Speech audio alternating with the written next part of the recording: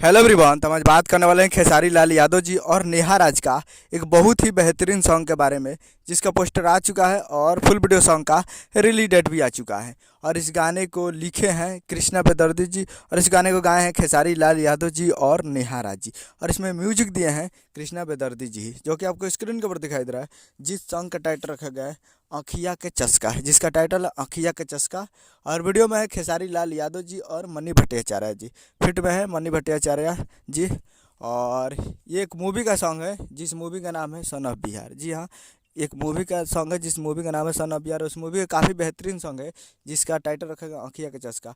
और ये full video song को रिलीज़ किया जा रहा है। Full video song release on 25 अप्रैल 2024 को सुबह 7 AM पे ये फुल वीडियो सॉन्ग को रिलीज़ किया जा रहा है।